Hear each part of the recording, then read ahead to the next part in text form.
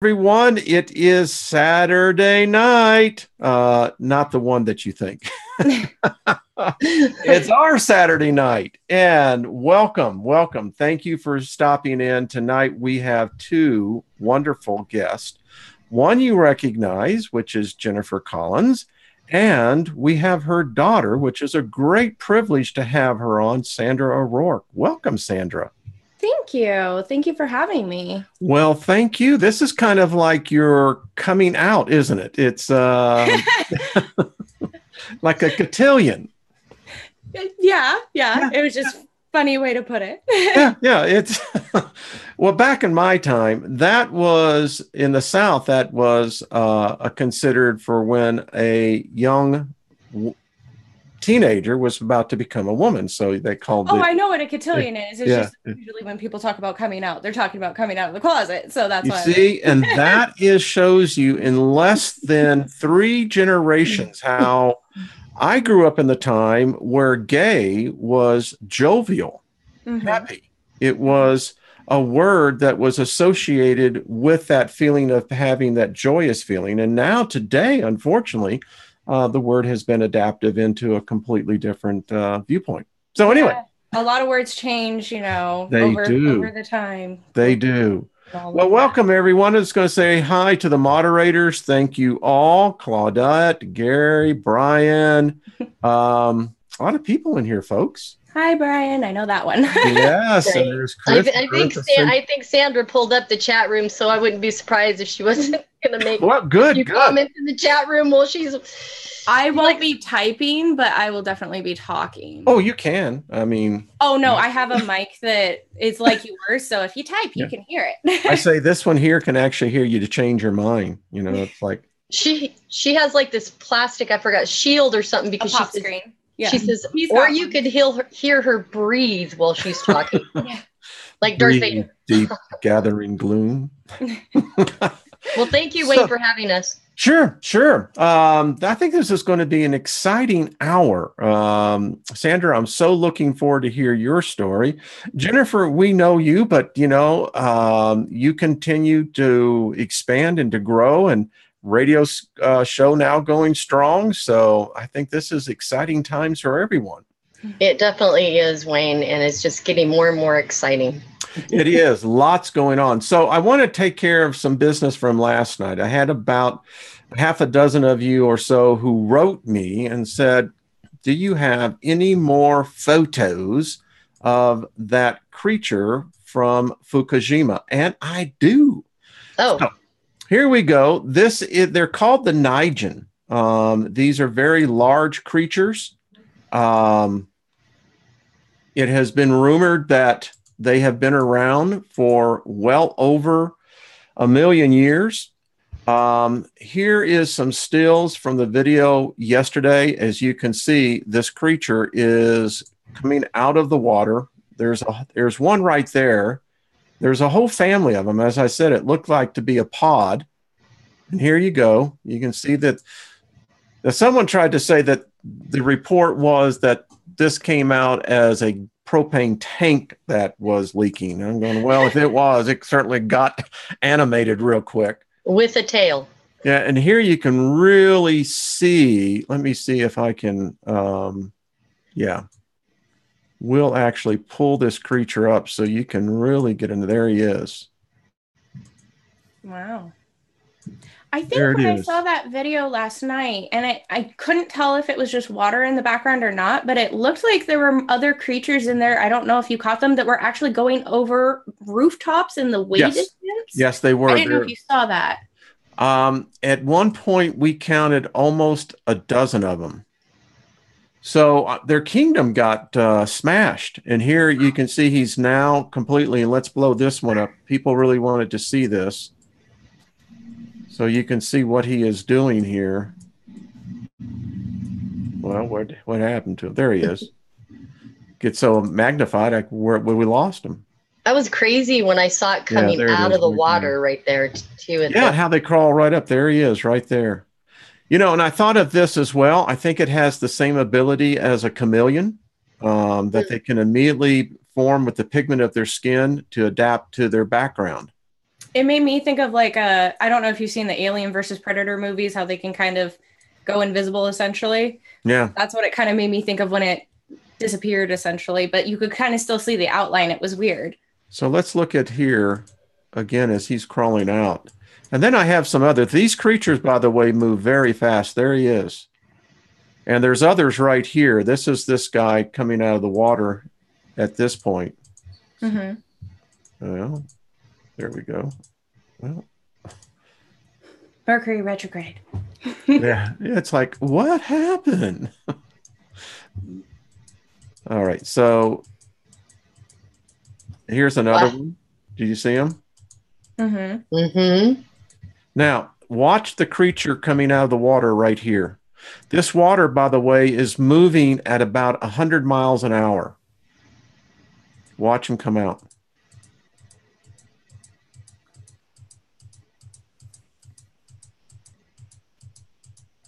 Oh, interesting. See how fast he moves? Yeah, wow. I see that. And now he's crossing over there. I mean, you can imagine the destructiveness of what their habitat was. Mm-hmm. And there you go. So, folks, there you had a chance to see it.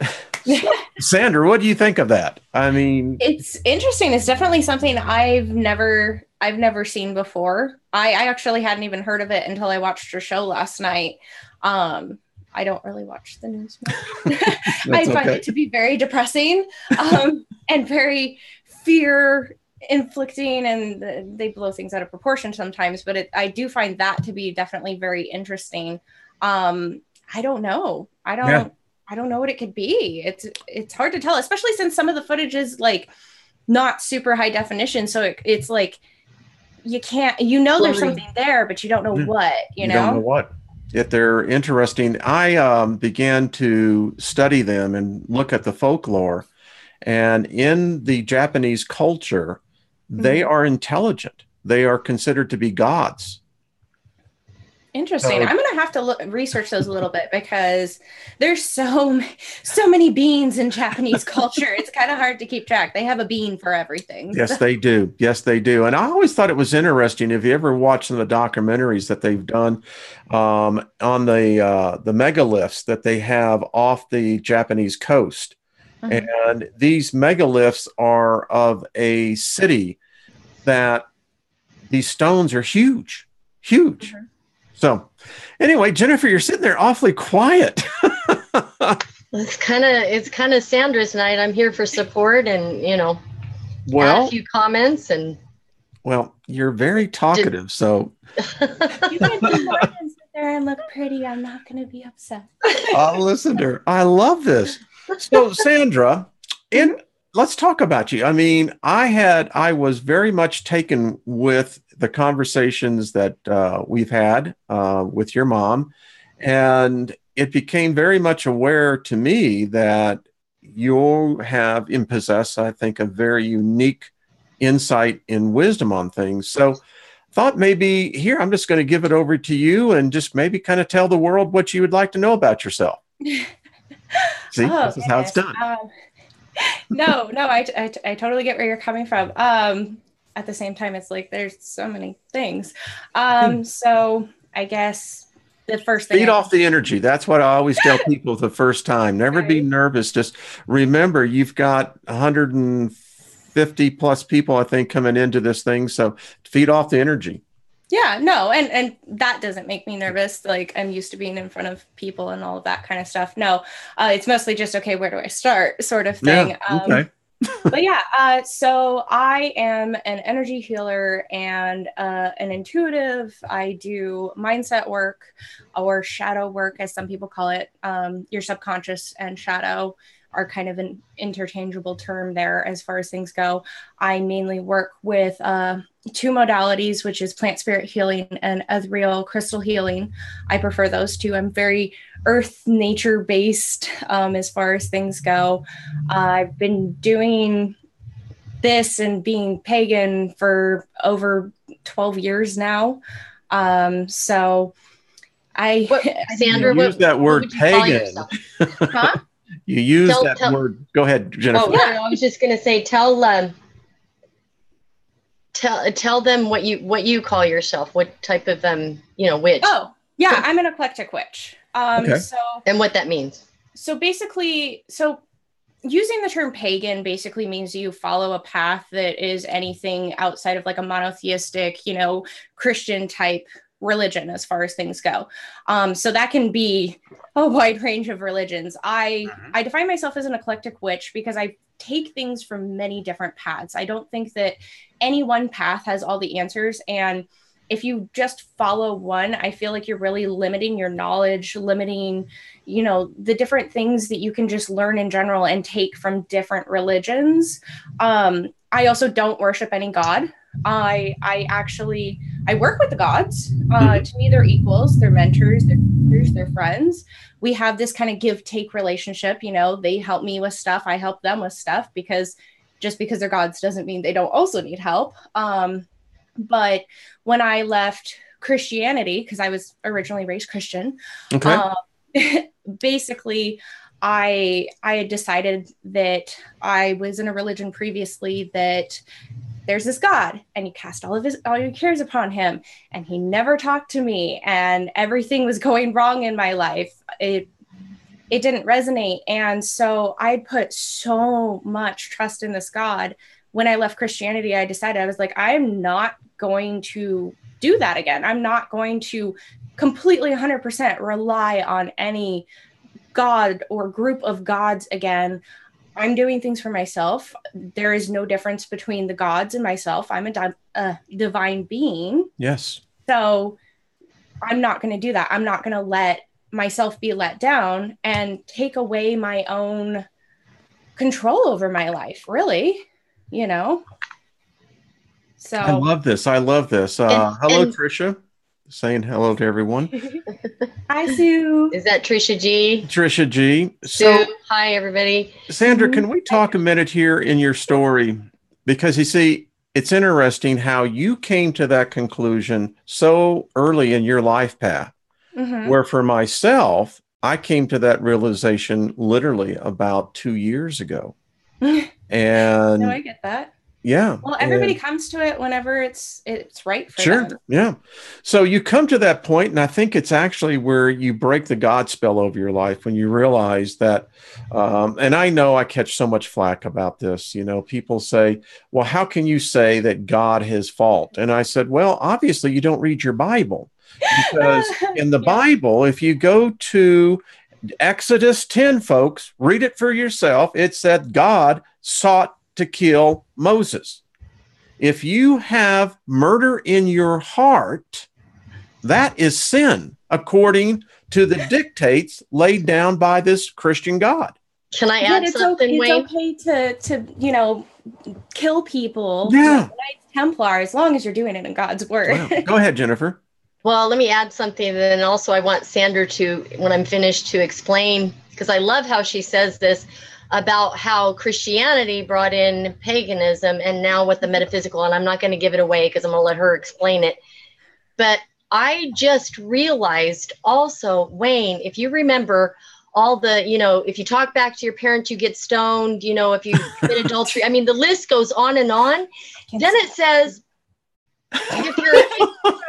I love you, Mom. I'm sorry. And you're absolutely right, because you did. The Old Testament, and he wasn't Christian anyway. So, you can't tell me that guy got born again. Well, no, the Christians just did it a different way. They just burned you at the stake. But my point is, it was coming against men laying with men. And then later on, that same God in Leviticus, I can't remember if it was chapter 10 or something, said, oh, and by the way, if you don't worship me, I'm going to turn you gay. I'm going to turn you into a homosexual. So you want to talk about double standard, and that's exactly what's wrong with narcissists and psychopaths. They have no rules they play by. They make them up as they go, and they really don't want you to ever be satisfied and content, and they won't ever be content with you. Their rules will never make sense because you can never live up to it, and they're always going to give you some sort of punishment, and that God is psycho. So well, that's why empaths attract narcissists, because we have such big hearts and we care so much. We just want to help everyone, that we see somebody who needs help, and they kind of play this victim role usually in the beginning, and we don't, unless you are kind of trained in how being an empath works and trained to protect yourself and how not to attract those kinds of people. You tend to attract those kinds of people because the narcissist sees, oh, this is someone that we can take advantage of. This is a new slave. We can have fun with this, and then the empath ends up feeling like, I need to take care of this person. The narcissist says something that makes their self-worth go down, and they just feel like everything's their fault at that point, and they're constantly fixing things, giving, never receiving anything in return. Like, yeah, you can relate. Well, no, exactly, and that is why the churches and the spirits are really like moving around in here. They will. They are just. They won't, you know when I know that they're active, they start tickling my nose. I know. I do this sometimes too. And when I talk to her, because I was trying not to scratch my nose a second ago, I was like, okay, I have a nose ring and it's feeling weird. No, but it's serious. When they get really active, they will literally start tickling my nose, and it's funny. Oh, it's probably because she's also a mermaid and a fairy. But anyways. Well, let's get back to this journey now. Yeah. So you're waking up now. You've made the proclamation, as I have. I don't worship any of the world gods. I tell people, if you want to worship them, have at it. Yeah. I say, I don't like you. I don't want any part of you. I am a divine sovereign being. And I tell them to kiss my white butt because I've had enough of them. So, but anyway, Sandra, I digress. This is your time. Let's go. So just to clarify, just so that I understand, when you say any of the world gods, are you also including the pagan gods in that? Or are you including just like mostly? I am saying of the gods that I have known. And those are the ones, and so we talk about the Hebrew God. We talk about the Christian God. We can talk about the Muslim God. I mean, I'm convinced they're one and the same. Oh, yeah. No, they are. Yeah. But explain the pagan thing, Sandra. So let's talk about that. The pagan gods. Realm too. I like that. Yeah. So I'm gonna do a little disclaimer here because I don't want to piss anybody off. That's okay. I don't have anything against Christians. I kind of have a little bit of a thing against the religion, mostly because it caused a lot of trauma in my life. I actually developed PTSD from it. Yeah, there's a lot of different things that kind of came about from that. And I've managed it. It's not a big deal. But for the longest time, I couldn't even talk about it because it would trigger me. And so I don't have anything against Christian people. I just don't agree with the religion. Now, that being said, if you're Christian and you're, either a Christian mystic or you're a Christian who's kind of expanded your awareness and you're also practicing some things that most Christians would consider pagan, that's totally fine because you're being transparent about it. The issue that I'm finding that we were talking about the other day is that, so you've got Christianity, which, as you know, when it was first starting to be implemented to get people to be able to easily integrate it into their lives, who had previously been pagan their whole lives, they included a lot of paganism into it, just because they couldn't understand, a monotheistic religion. They couldn't understand any of it. So there are all these holidays they already celebrated and all of these different, rituals. And when I say ritual, that can be just a routine that they included that was pagan. So like a Christmas tree. Yeah. Yule. Easter eggs. Ostara. Yeah. Yes. No, I get that. And that's totally fine. If people want to celebrate it either way, whether they're celebrating the equinoxes and the solstices or they're celebrating Christmas and Easter, I don't care. That's up to you. As long as you're not harming another person and, taking away their own free will to do as they please, as long as they're not harming another person, that's all that matters. But the thing of it is that I notice is, so you got Christianity, which has paganism in it. And then once you leave Christianity and you go into paganism, if that's what you so choose to do, you run into the same issue that I had. And that issue is you have been Christian for so long. There are so many subtle habits and subtle mindsets and limiting beliefs you end up doing the opposite of what Christianity did, and you end up incorporating Christianity into paganism without even realizing it. One of the biggest examples of this is there are a lot of pagans that pray, and that's totally fine. You can pray. I don't worship any gods anymore, so I don't pray. I have conversations, and I'll explain why. When I switched over, I was so used to praying, and I read in the books, oh, pagans pray, so I can still pray. Well, I found that at the end of my prayers, I'd accidentally say amen. And it was weird and awkward. I didn't know how to end my prayers. There's not a whole lot that tells you how to do that. So I started saying like, blessed be, and that felt weird too. And what I realized is this doesn't feel authentic. This doesn't feel like I've left Christianity, because I'm literally replacing one word with another. I am following the same routine. And because I was following the same routine, subconsciously, my mind associates that routine with Christianity. So you've still got all of the God fear and all of the just fear-based limiting mindsets. It took me about 2 years after I switched to notice, you know, the issues with the praying, the issues with all these other habits, that even though I wasn't aware of the fact that they were very much Christian, I'm trying to put paganism in a Christian box, so to speak, that basically I was still holding on to all this fear. I kept fearing, well, what if I'm wrong?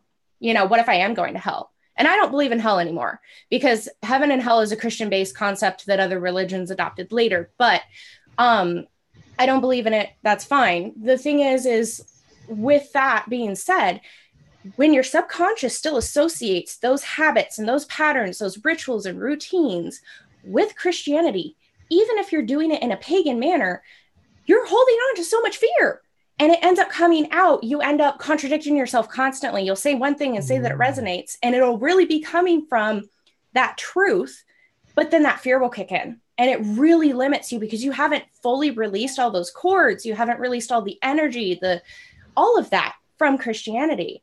And yeah, even the core beliefs. Absolutely. Yeah. I mean, I totally get that. And they just repackage it, and now it's metaphysical. And so some of the stories and narratives are just like what is in the Bible, only they say now it's metaphysical. So that's our story. And they're too, I mean, you know, I don't know. I'd like to hit on 2 points, Sandra. Yeah.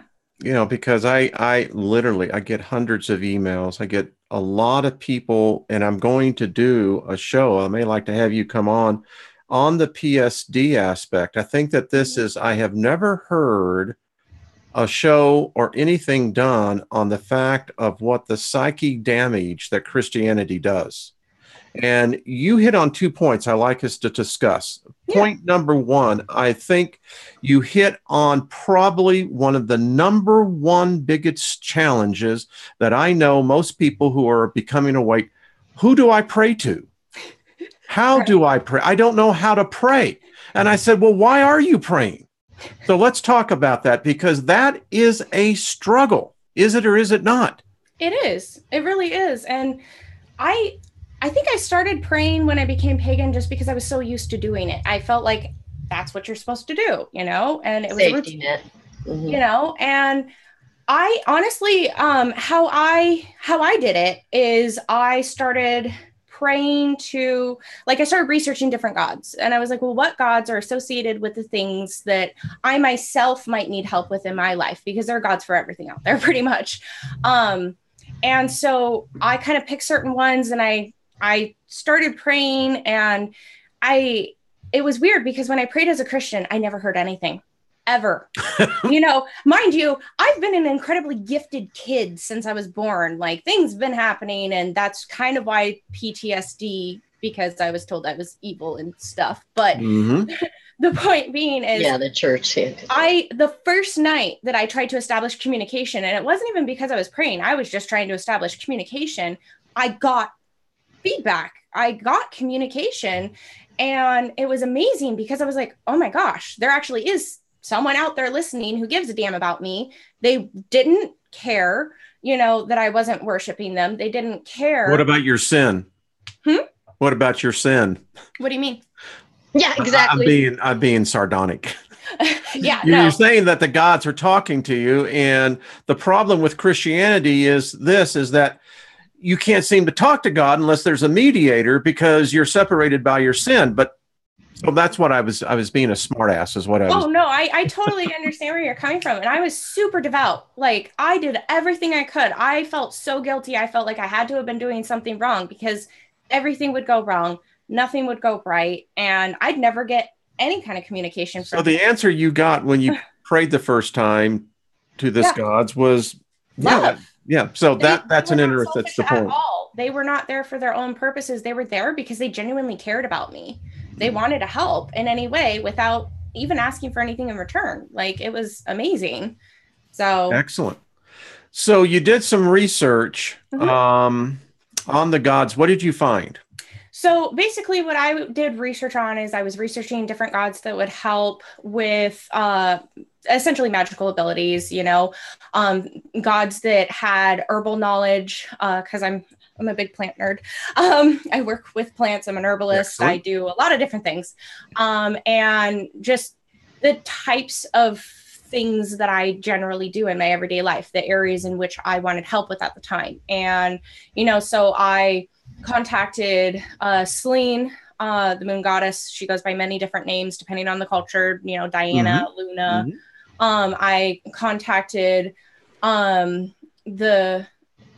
depending on who you're talking to, the Green Man, Forest King, I find that for me personally, I end up talking to a lot more female goddesses than I do gods, but I have talked to many gods. But the interesting thing of it actually is the primary one that I work with is actually Hecate, or Hecate, as some people mispronounce. And she is a Greek goddess. She is absolutely amazing. And in my original life, actually, I had apprenticed under her, I found out. So it kind of made sense that we... Yeah, please, Sandra, explain the gods were either human at one point, just like we are divine, or whatever. So when you're... Human, no, but they did actually exist here on Earth. They looked human, but they were all here on Earth. They have life experiences. That's why the gods can offer advice. That's why they make better mentors, is because they have life experience that they can help you with, which is why no one god is going to be able to help you with everything. Right. But can I ask you, you do, because I think we've discussed this, there is an ultimate source. Yeah. Source where is the different. Fractals of that became gods. But so well, I wouldn't say that they're a fractal of source per se. Okay. Explain to the So source energy is kind of like, it's like a collective energy mixed with universal law, essentially. So source energy can kind of nudge you in certain directions, but at the same time, like the universe is going to give you whatever you ask for. Whether it's something good for you or something bad for you, it's going to give you exactly what you ask for. Whereas a god, for example, will probably be like, this is probably not a good idea, or you should go in this direction. Universe is going to give you whatever you ask for, more specifically what your subconscious asks for. Because if your subconscious and your conscious mind aren't in alignment, usually you're going to say, I hope this will happen, or I really don't want this to happen. And the universe hears, I want this to happen. Yep. I want to stop and just add some historical content to this. So when we talk about the pantheon of the gods, what we find today, because Christianity is the leading religion, almost 2 billion people, and it's monotheistic and it's matriarchal in its hierarchy. And that is actually what most people don't realize in Christianity, is that it is Hellenistic in its origins. Christianity took from the Greek pantheon, and here's why. The source of Christianity is not this fictional character called Jesus Christ. The real true source of Christianity is its founder, which is Vespasian. He was the one who thought the concept up, of which today is modern Christianity. And I happen to think that probably you could go with a couple of others. But the point that to all this is that when you talk about the pantheon of the gods, I have contended they have been here all along. It's just that no one's contacted them. No one's talked to them. Oh, yeah. No. Go on. Yeah, go ahead. Definitely. I mean, you're right. The gods have been here for a very long time, and are still here. I mean, obviously, I would say most of them are now what you would probably call in spirit form because their physical bodies have died. But I also don't believe that that's the case for all of them, as far as things go, because I mean, just because modern society says that you can only live to be a certain age doesn't mean that if you're not fully human, that's actually. I think there are those who are walking among us who are far more older. And if you watched the show last night with Dr. Miller, we're going to get more into this about us unlocking our own genetic code, folks. I think the gods knew this when these temporal bodies, because they're remarkable things. I mean, these bodies can do far more than what we can even begin to think. So I want to know more about when you started talking to these gods, because I happen to think that if they're not against us, then they would be allies for us. No, they are absolutely allies, because they, at least if you are in a position where you have started your awakening process, your ascension process, and you're starting to understand that you have gifts and abilities and you're exploring them, and you come to the realization that a lot of them are there to help people. You're making me itch now. They're here. I'm like, oh my God. Yeah, I swear that what they do is that they're smiling is what I think it is, that it's the energy. So anyway, I and that doesn't happen to me very often in that particular way. I think they're just messing with me because that's how they do it with you, and they think that you'll think it's funny. Yeah, Sue G says I have so many of them that she says they're like waiting in line, and I said, well, are they all nice? She says they seem to be. So. Yeah, and then that's another misconception that I won't go into too deep, but a lot of people assume that since I've seen things since I was a little kid, spirits are in my house all the time, like I'm constantly communicating with things, that they must be evil entities. And actually, throughout my whole life, I will say that probably less than the fingers on my hands have actually had malicious intent. Like, just because something looks scary does not mean that they are scary. They can't help the way they look. They were all the people in the church. Well, and you lost all your friends too. It was sad, but well, yeah. I mean, you become ostracized. We were. Oh, yeah. I mean, it's like, Steiger. You're taught to love your enemy and to live by example. But then as soon as you leave the church, all of a sudden you're going on the wrong path, and nobody wants to talk to you.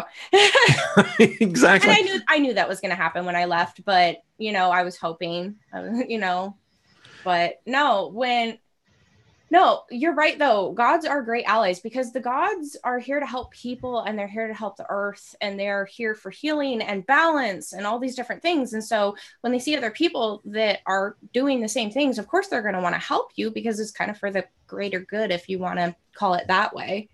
I think we've been. Go ahead, Jennifer. Can I add something? I was just thinking, we've been so conditioned to think of, the gods as the god, that god, or the Muslim god, or whatever. I think that god is that shapeshifter I talked about on my show earlier that I had in this dream. He has changed into all of these certain narratives that he's been controlling the narratives of these and keeping us from the other gods and beings that are our allies, honestly. Yeah, and I'll take it from a historical perspective again, because I want to add that we add balance to this. So I keep telling all of you Christians is that there is a culture, a civilization, and civilization means to be civil to one another in order for the benefit to the next person. That's what civilization means. Oh, you sound like Halo right now with the whole words don't mean what you think they mean. Yeah. If you've been listening to a show or not, but yeah. Civil. Be civil. Like, civil. I don't care what religion you follow, as long as it makes you happy. That's all I care about. That's civility. And the historical perspective is that we have the Sumerian tablets now, 1,500 years before the Hebrews ever came about.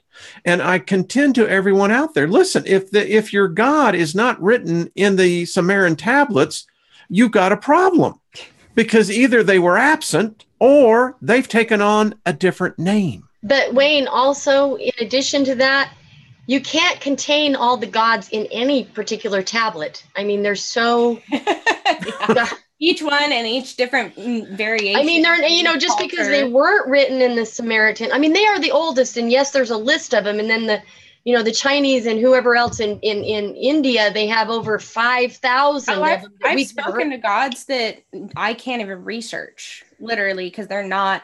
Well, see, what my whole point is, ladies, is that there is no new gods. I can't research you unless I find your Facebook or something like that, but you're a goddess. Again, the whole point is that, listen, if it's not with the Sumerians, and that we now have over 100,000 tablets, we know that if the pantheon of your God is not written in there, then that means most likely your God is one of those. That's what I contend with. Oh, well, no, yeah. I get that. Yeah. And I can see that. Yeah. Well, I mean, otherwise, then what we have is this election that would seem that this God came up and said, no, I'm going to take over for the while. No, I don't think so. I think we're the ones who give him power. Oh, yeah. It's kind of like the Peter Pan movie. If you don't believe in fairies, they'll die sort of thing, but not obviously exactly like that. It was the great Star Trek, the original series, when they found Apollo. And no, excuse me, it was Zeus. It was Zeus. And so Kirk, Spock, and all of them come down, and Zeus is now entertaining them. His children have come back. The worship is here. And that's what he was saying, that the gods died because the people stopped worshiping. See, and you could take that and give it kind of more of a literal, real world type translation. And basically, so everything's energy. If you believe in something and you're giving that thing energy, obviously they're taking that energy and it changes them.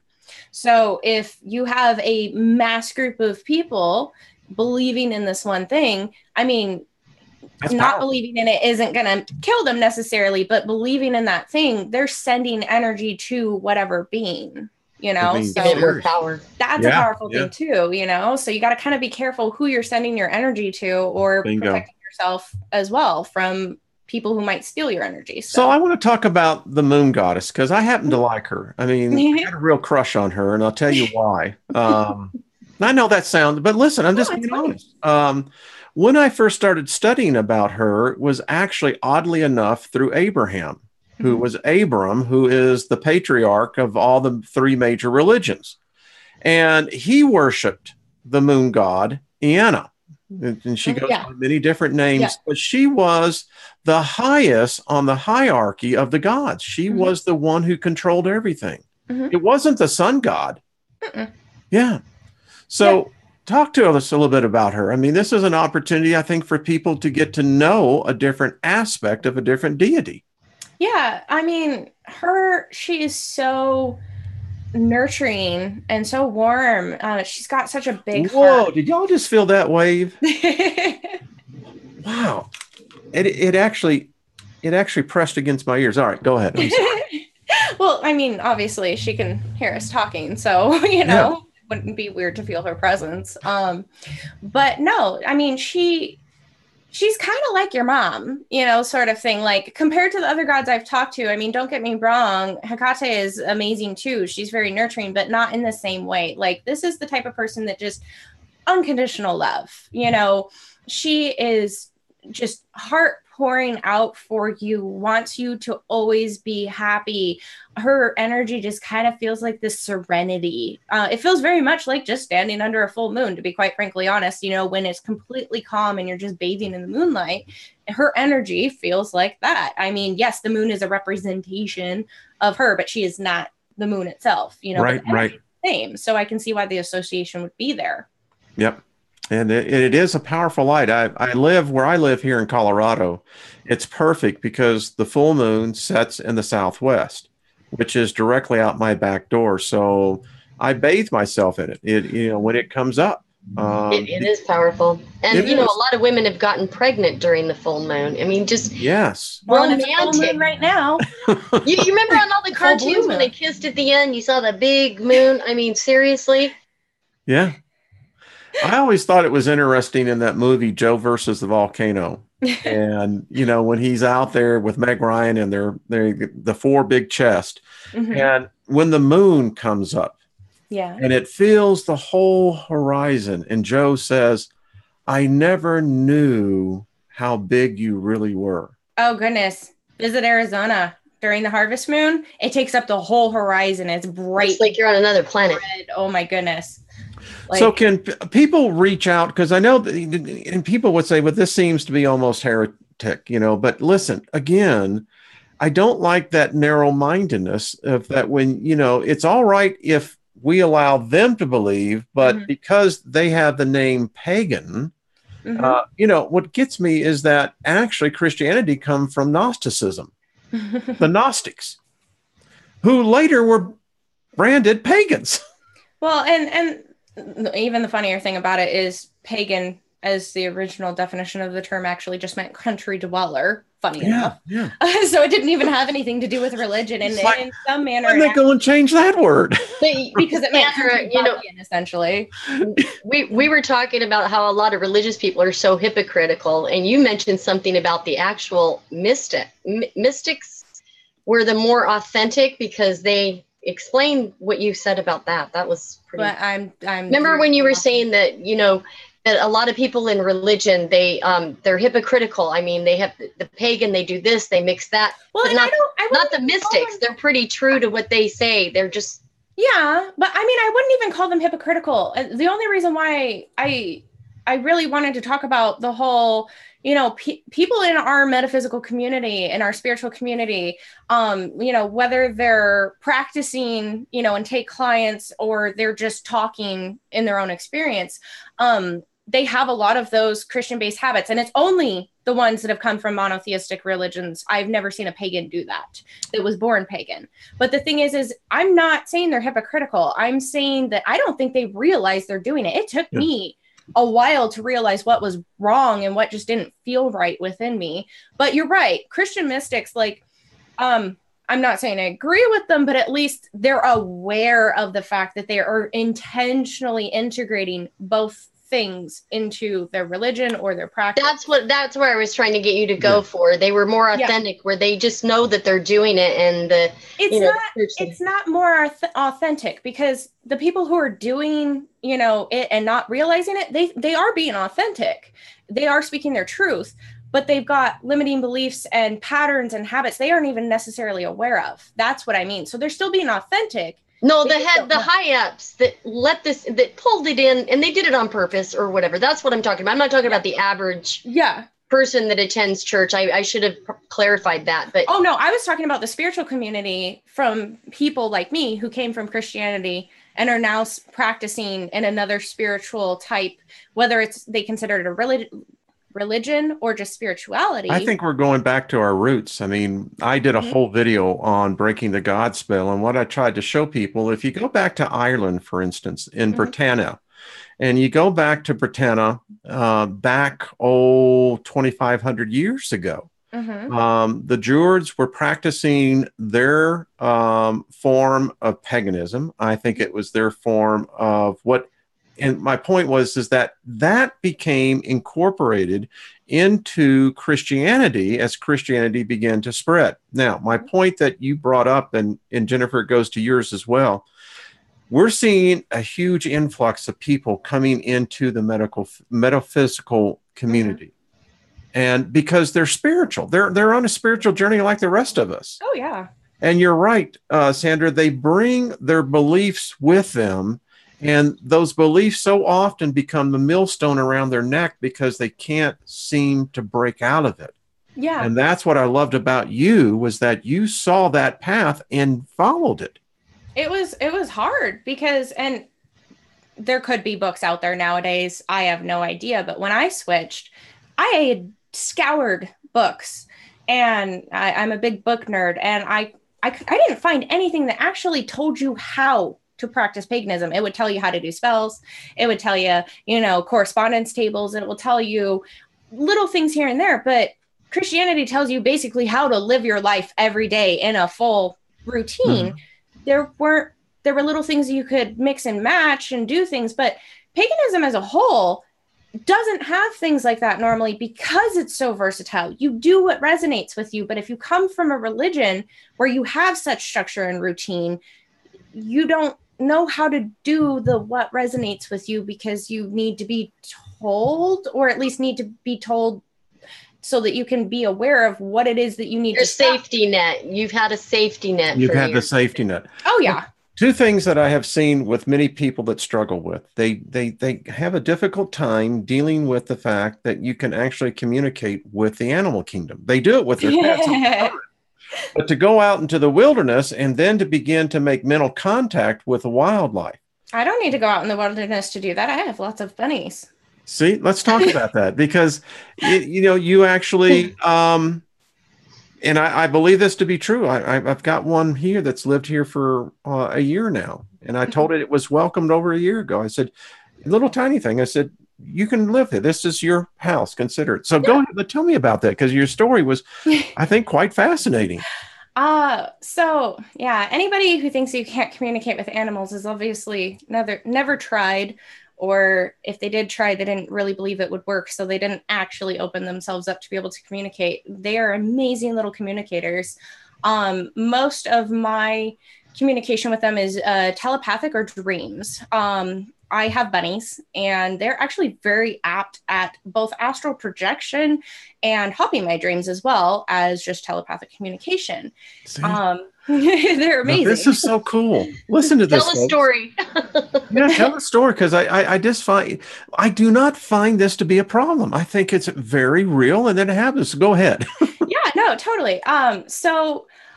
For a while, I actually bred dwarf bunnies. I bred them and sold them as like emotional support animals. I worked with a charity organization that would place them into schools for early childhood education and development. And at one point, and this had never happened before, I guess a baby had gotten out of the nest, and not just out of the nest, but out of the actual cage itself. And never happened before. And I'm in bed. It's like 3 a.m. I'm asleep, and all of a sudden Castiel, one of my little dwarf bunnies, yes, he picked his name. They all pick their names. Because if they don't like their names, they won't listen to you. But are you bringing up No, that's the one with the blue eyes. Yeah, that's Arinia. She's pregnant right now, actually. She's bigger now. This is when she was just a baby. She's got the most beautiful eyes. They look so human. Yeah, that's Arinia or Nia. And she's got some that look like Egyptian too. Anyways, keep going, Sandra. I was just showing the pictures. Oh no, I totally bombard people with cute bunny photos. It spreads happiness. But in any case, so I'm asleep in bed. It's 3 a.m. and all of a sudden Castiel comes into my dream, and he's like, Mom, you need to wake up. Like right now, there's an emergency. And I was like, what are you talking about? And he's like, there's a baby out. You need to save it. And I was like, freak out mommy mode. And I woke up immediately, dead sleep, and ran into the bunny room. Yes, I have a bunny room.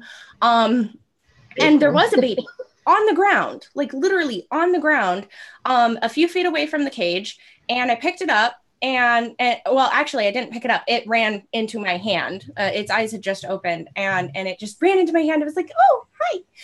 And it was still warm. So it had to have happened within the last like 10 or 15 minutes, not even. So he literally notified me as soon as it happened. And this is not the first time this has happened. Like after that instance, he caught my dream again. He's like, Mom, babies are out. You need to come running. I come in there, and he's like, it worked. If I tell you babies are out, you'll come in and you'll come give me attention. And just like a kid. Really?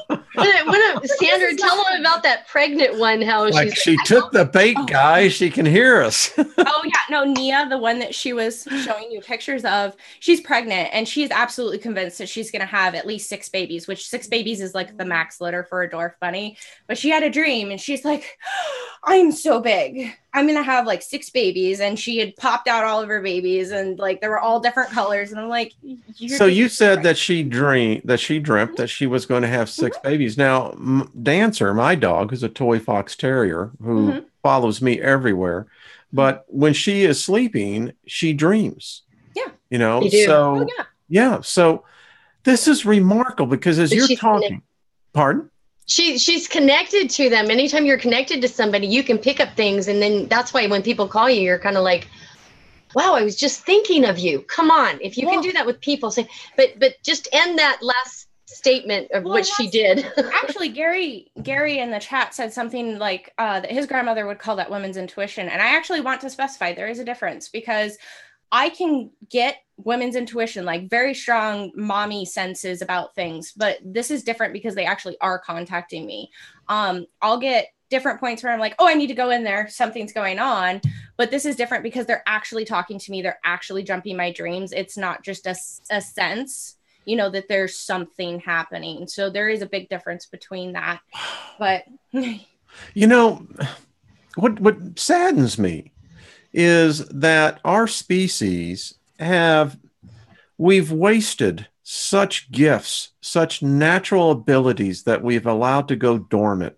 And then when we have unique spirits like yourself, Sandra, that learns at a very early point in your life path that you have these natural abilities, of which I contend all of us do. Mm-hmm. It's just that we don't know how to do it anymore. We lost that ability. Yeah. Well, and then you've got society programming that basically tells you, no, you can't do this.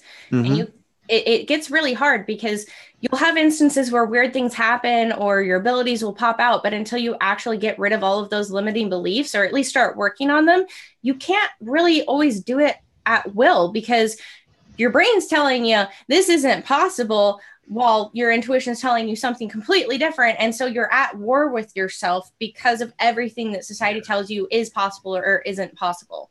And that's what they want. I think that's what this energy force has wanted for a long time, you know, is the fact that when we're in a state of confusion, and when we get to that point mentally where we become so wary of it that we revert back to the safety net, because then I don't have to worry about it. I become basically mollified by the fact of life itself. Oh, goodness. That safety net, that you aren't kidding. Like Christianity, definitely gives you that safety net. It gives you this, and I'm not meaning to insult people, a false sense of hope. At least in my case, it was false because there was nothing there. But essentially, there really wasn't. But essentially, when you decide to leave that and you decide to be empowered and you decide that you are a divine being and that you can control your life, it's a huge realization to realize there is no safety net. There is nothing to catch you if you fall. Now, there was nothing to catch me when I fell, as far as Christianity goes. Yeah. No, there really wasn't. It was all this concept that you have something, but it's an illusion. Yes. But when you break through the illusion, it's like you're used to the idea of having the thing, even though you didn't necessarily have it. You realize, if I fail, like, that's it, you know, like... You know, it's amazing, Sandra, when you're talking, because, again, I study history. I want to know.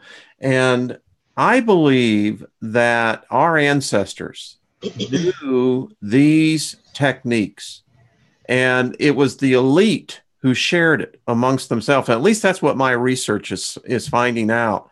And they understood the ability of being able to speak to something and actually seeing it manifest. Mm-hmm. And I contend that these masters back in the days, that they realized that they could speak such energy of the words that they knew that those words would still carry energy 2,000 years later. Energy is not limited by space or time. Whoa.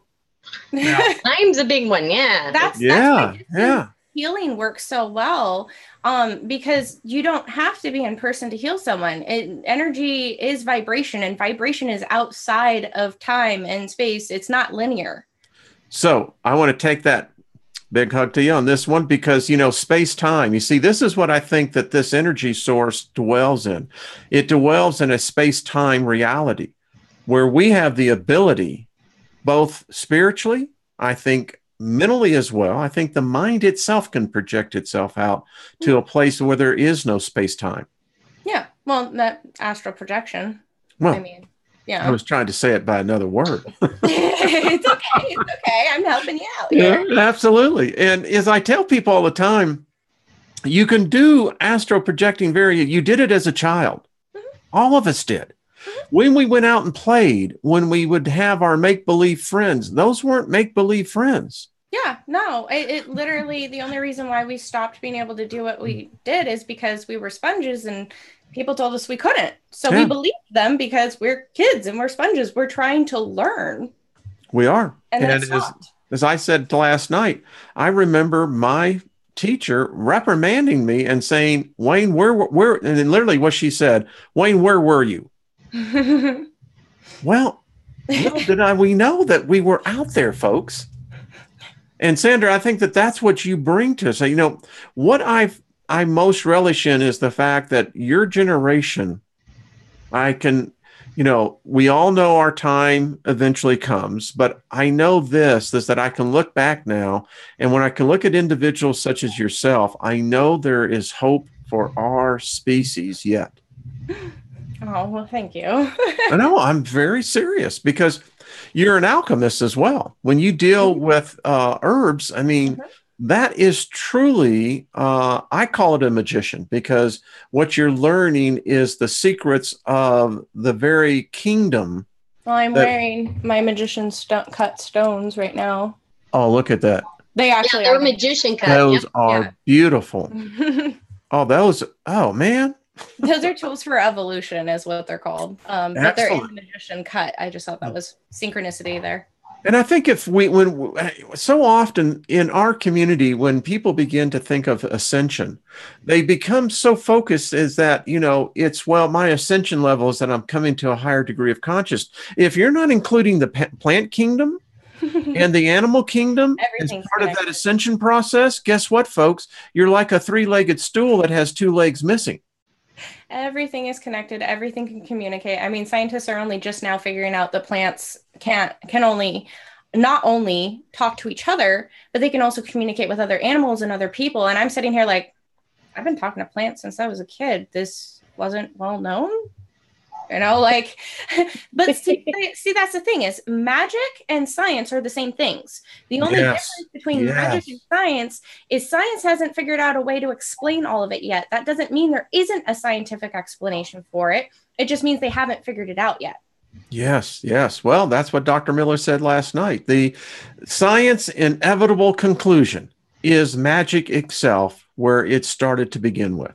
Yeah, magic is kind of a phrase used to explain something you don't necessarily otherwise have a term for. And there are terms within that, but it's kind of a broad spectrum term. Once it becomes scientific, based off of they can prove it now, it usually adapts to having a different term. And intuitives are going, we could have told you that from the very beginning. That's okay. Everybody learns stuff at different points in their life. Nobody is late to the game, so to speak. You learn. Oh, well said. Bravo. I told someone today, I said, quit trying to be perfect. I said, listen, your imperfections make you perfect. You're trying to get into a room that you're already got the key that you're already inside with. It's called not being a sheeple. Ooh. I Christianity and like literally I've been to hundreds of churches, and the churches that I went to, almost every single one, it was a competition to be more perfect, to who could pray the most, because it was like subconsciously they thought that if they were perfect, somehow they'd get a little bit farther ahead in the line at the heaven whenever the rapture happened or something. So it screw perfectionism. I'm sorry, I don't care. I'm authentic. If you don't like it, I don't give it. I often said this, if we ever got together, 7.5 billion people, and we decided one day all around the world at the same time and said, we're going to stop believing in all the gods, make a worldwide proclamation, I wonder what would happen to the world then. It depends, because it's not the gods that makes the world turn around. It's everything. It's them, it's us, it's everything, because it takes all of the energy. Mind you, some people's energy doesn't help the earth, and doesn't help other people. So it's like you got the good and the bad and all that kind of stuff. And obviously good and bad are based on perception. There is no such thing as either, technically. It's based on what you believe is good and bad. But outside of that, you can't have light without shadow. Well, as I've contend all the time, as many people as the Bible that I studied for 40 years that we missed it. They tried to give us the clue. It says, in the beginning was darkness. I mean, it should tell you something right there. Not light, darkness. Mm-hmm.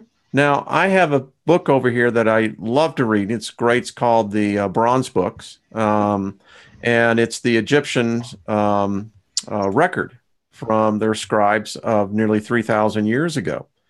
And I love the stories of how many different scenarios there is about our origins.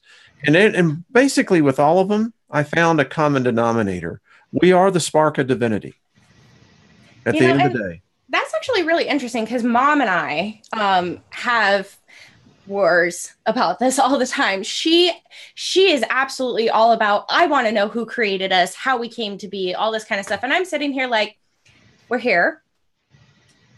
Does it really matter where we came from? Like, why does this matter? What is that going to change about your life to know how the planets came to be, how we came to be? I mean, yeah, it'd be nice to know, but at the same time, I'm not going to sit there and get myself up in a tizzy about not knowing how a planet was created or how I was created. The fact is I'm here, and it's not going to change who I am to know how I was created. At least that's how I believe. My mom, on the other hand, is like, no, we need to know. And that's not a bad thing. That's totally fine. We just have a difference of opinion on that one. I want to know. That's fine. Well, and I think that's been the journey of many souls. We're all different. You know, as I have spent a fortune on books and gaining of knowledge. You know, the saying is true. No wisdom is ever gained without a price. And the price that I have learned about wisdom is this: the more you know, the more confused you become, because it's very difficult to determine what is when you set a beginning or an end to it. See, my saying is the more you know, the more you realize that you know nothing. That's the point. And if you think that you know everything, you know even less than that, because you're only limited by how much you're willing to learn and willing to grow. That's the conundrum. That Always is the conundrum. At the same time. Wow, what an hour. Well, Sandra, it was not disappointing at all. I'd love to have you back on. I think that your message would resonate as well. Not in what I see, it's cross-generational and cross-dimensional. I mean, exactly as you said, it doesn't matter where you are, when you start. The fact is that you're starting. That's true. That's absolutely true. And it's been an absolute pleasure being on your show. Thank you for having me on, and I would be delighted to come back in the future. Well, I can guarantee you I will make the invitation known. And I have a feeling that some other people may be contacting you as well, because again, you have a message. The resonant frequency that you project out there is one that people are going to pick up on. No, and I'd be totally fine with that. I'm pretty certain. I know my mom sent you my website. I don't know if you put it in there. I did. It's in the thing. Contact me in my email on the website. But there you go, folks. And when are you going to get your YouTube channel up? Well, I technically have a YouTube channel. It doesn't have any videos on it.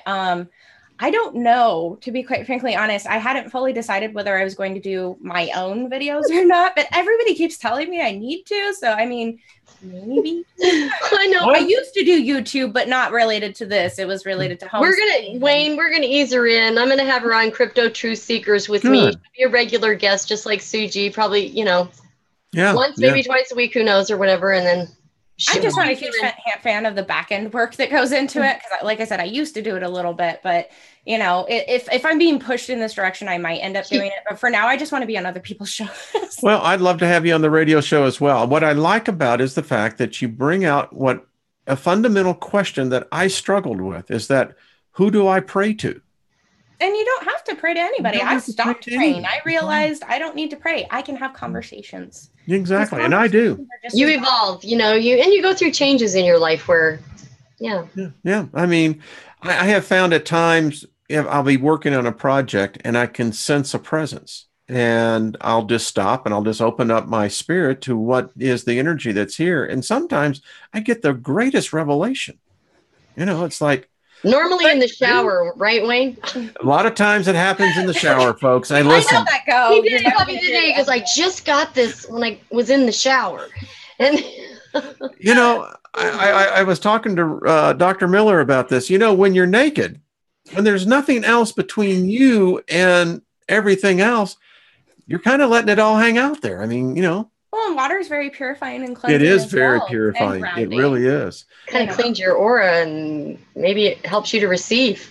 Well, I'm starting to do spirit singing now. I just really let my spirit to take over the vocal cords and allow it to have not consciousness of force of words, but just seeing what my spirit is really experiencing. And that's what I'm learning, is to learn what my spirit is.